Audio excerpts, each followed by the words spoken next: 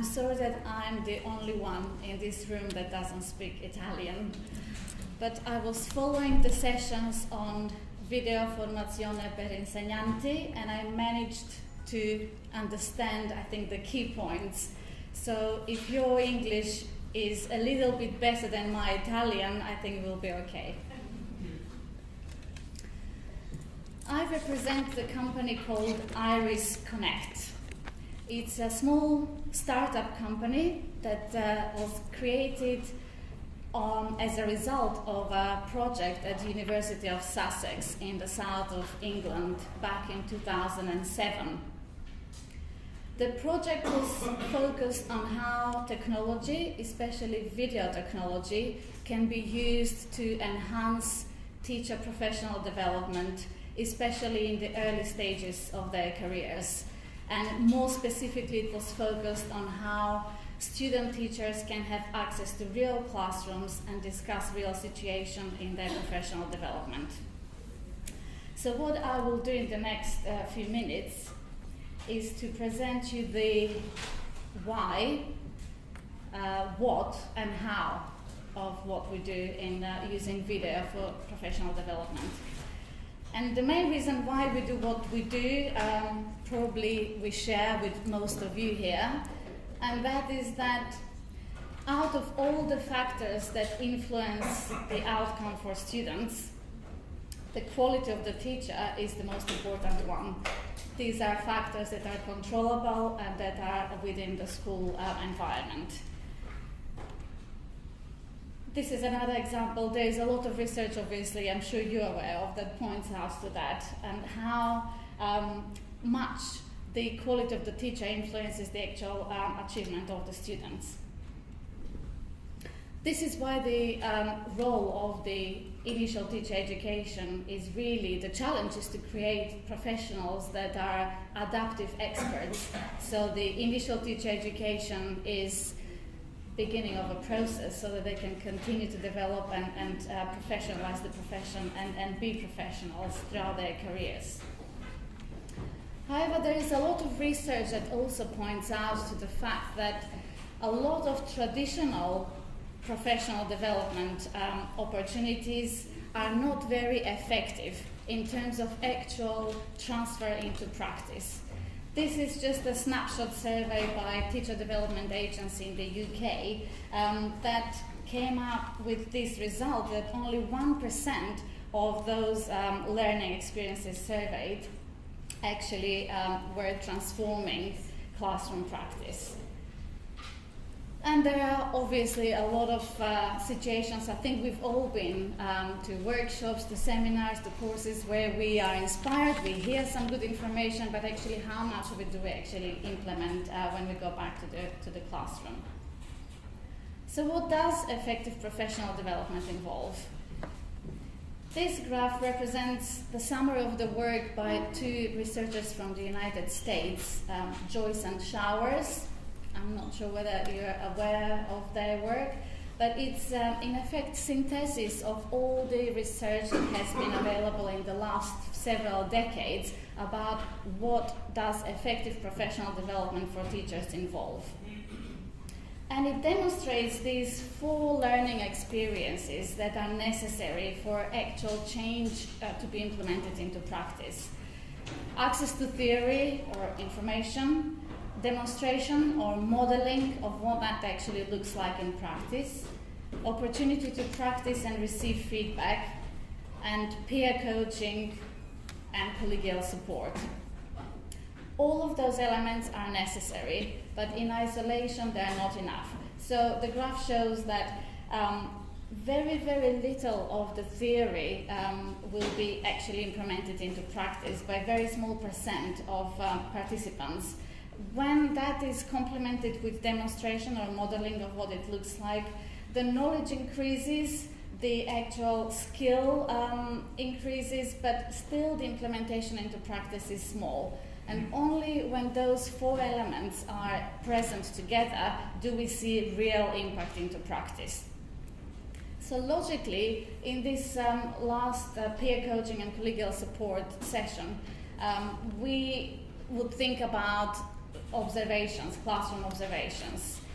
They play a very important role in there, because effective teacher professional development really needs to be job embedded, needs to be ongoing, collaborative and personalized.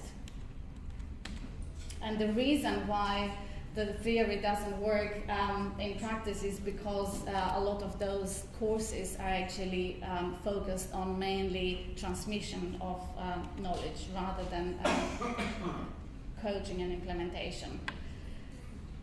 So the lesson observation that involves modeling and feedback sessions and dialogue afterwards is obviously very effective. However, it does have its limitations. It can be obtrusive. Participants don't necessarily behave in the same way when there is an observer in the classroom, so it could be less authentic. It could be subjective, because the feedback session at the end really relies on the individual memory of the participants, and we know as human beings we are flawed, so our preconceptions can form our opinions about what actually happened. It could be more difficult to scale, because it would involve either colleagues, peers observing to give feedback, so that means arranging cover for their classes, or coaches that need to travel. It is based on just one-off moment, and again relying on the memory, and it could be summative. So this is where using video can actually play quite an important role. Using video can address some of those challenges in terms of having a joint memory, having video footage that can be reviewed, and we can observe certain things that may have missed the first time round. However, traditional use of video also has its own challenges. Some of it is due to the technology, depending on what it is, ease of use, quality, whether we're able to actually hear and see properly what it is that we have captured, storage, cost, scalability, security. It could be also time consuming, and there is the issue of trust. Where does that video go? Who can use it, and for what purpose? And this is where actually Iris Connect comes into place, because the platform that we have created on the basis of the research that I mentioned at the beginning addresses those challenges of the traditional live observation and the traditional use of video. So what Iris Connect incorporates is two elements: the actual secure platform, web-based platform, and application. The application enables each user to securely and easily capture the practice within their classroom, either on their own devices or on hardware that we provide. And the video file gets automatically uploaded into their individual user space on our platform. So from there, once they log in, and each individual user has their own username and password, they can access the videos that they've created. They also have access to a lot of theory that we have created together with educational specialists and partners. They can reflect on it for self-reflection, but also when they're prepared to share with peers or with coaches, they can use it for further analysis, receiving feedback, and for collaboration and creation of communities of practice. So the reason why we have managed to address those issues that I mentioned earlier are the actual principles on which we've based the design of the platform. So the key points that came out of the original research that inspired and is informed the creation of the platform are ease of use and the teacher being in control. And we have incorporated that in the design. So it's very intuitive. We have dealt with the speed and storage because it's quite sophisticated technology, even though it's easy to use. We have always put a lot of attention on the privacy and the security, so we are not only compliant with the regulations like GDPR, but we comply with the best practice, not just the minimum in the industry. And in terms of trust, the fact that each individual user has complete control of all the data that they create does give them that confidence to be able to do it, but also the opportunity to collaborate and to create communities of practice actually fosters that culture of collaboration and support. So I'm not going to give you a full demonstration of the platform, but I thought it would be good to play just a very short video to briefly show you what it looks like. Our professional learning platform goes beyond simple video recording, giving you access to everything research shows is needed to improve teaching and learning. Simply log into your own private account to access theory and research. See teaching techniques and strategies in action. Reflect and analyse your practice. Give and receive coaching and feedback. Share securely with your peers, wherever they are, and contribute what you've learned back into the community at the click of a button.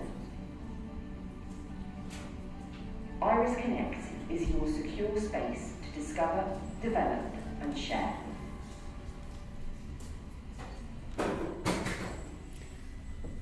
So what the platform enables is actually those 4 elements that I mentioned from the Joyce and Showers research. Access to theory, reflection and analysis, both self-reflection and with peer, coaching and mentoring, and that includes live remote coaching. So we have the technology that enables live in-ear coaching. So we have projects where educational specialists are sitting in one part of the world, let's say the UK, and they're coaching in live session teachers in the United States, and that can be very powerful.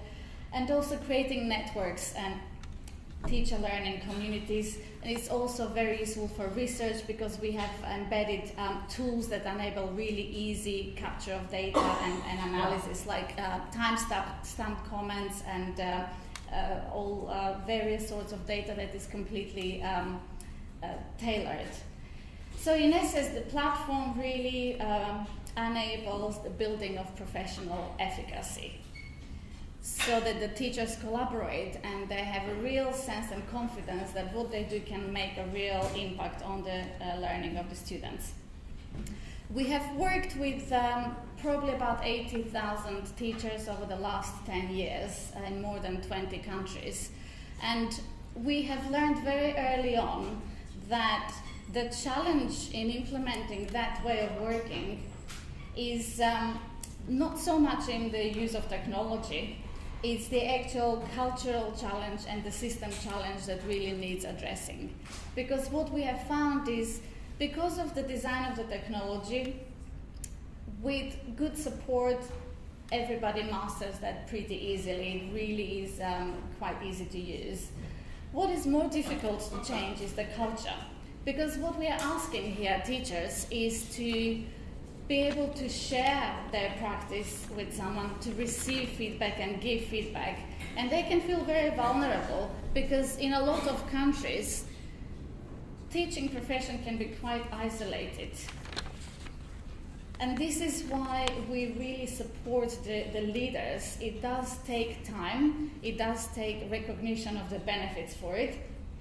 And once that is in place, the results can be really transformative. So we have some independent research made into the impact of this type of coaching, and also a lot of anecdotal evidence from case studies that is very, very positive. But these conditions have to be in place. The system change, what we mean by that is we refer to the fact that teachers have to be allowed the time to do that, to be able to focus on reviewing their videos and giving and receiving feedback. There has to be a process in place because observation and reflection, as you probably know very well, is a skill in itself. So it's not just as easy as making the video and asking someone to reflect on it. So when all of these things are in place, the results can be really, really encouraging. And what our vision is to really support professional learning ecosystems. And we have seen that from practice already, connecting the different players in the education, from initial teacher education to the schools, to the policymakers, and creating consistent approach and sharing of knowledge and objectives. We, having worked with so many different schools in different countries, believe that there is excellence in every school, in every teacher, in every learner. And it is our objective to work with all the other stakeholders to help them unleash that excellence for better outcomes of the students and for a better future for everybody. Thank you.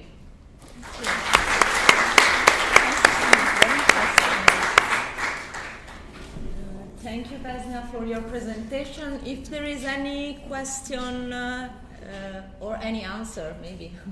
You can ask in Italian. You want to ask in Italian? In English? Please. Okay, I have a twofold question. First part is related to the last word you were saying. What have you, as a company and as a person, of course, you learned about, in longitudinal terms as well, about trust building, about winning newcomers this way, share their content, their lessons with unknown experts or coaches or peers. What have you learned that works when approach your products? How this trust develops and builds up in time? And the second one is the technical one. How do you record videos? How do you advise teachers to record in country videos? Thank you for your questions. Regarding the first one, the trust, we have learned that it takes small steps. And it depends on the culture, on local culture of the school. It's not necessarily based on the national mentality.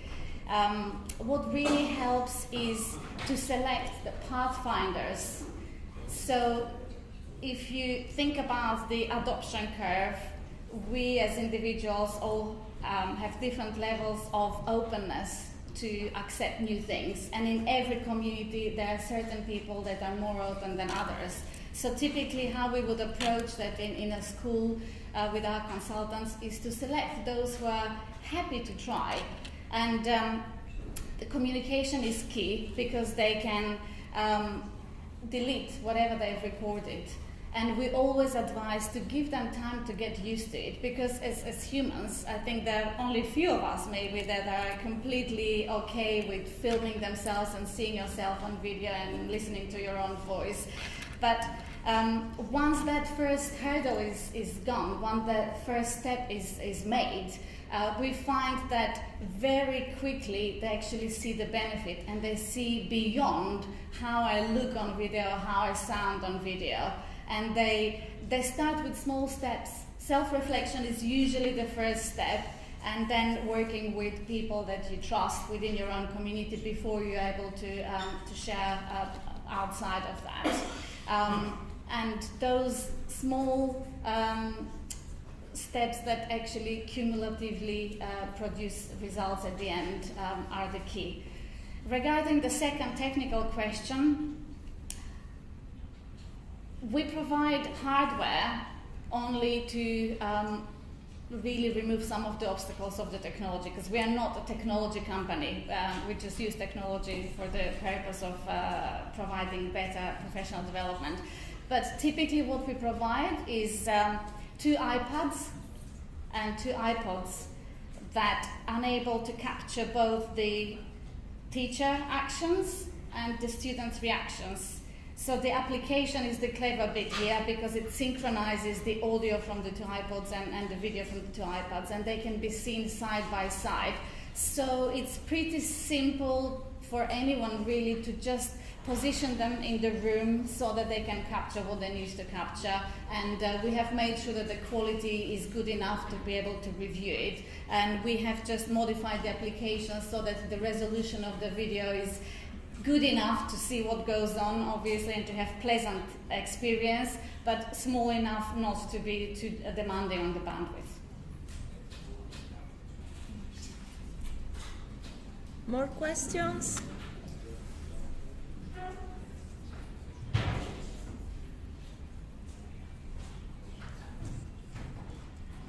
I have a question.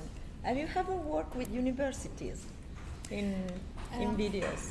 We do work with quite a lot of universities. Interestingly, most of them are outside of the UK. Okay. And actually, the reason why I'm here today is because of our collaboration with University of Perugia, with our colleague Floriana there. We are part of an Erasmus Plus project that brings together higher education institutions and industry partners to co-create modules for initial teacher education. So I've just mentioned that if you're interested in more information about that, very happy to provide you with, because we welcome associate partners to that.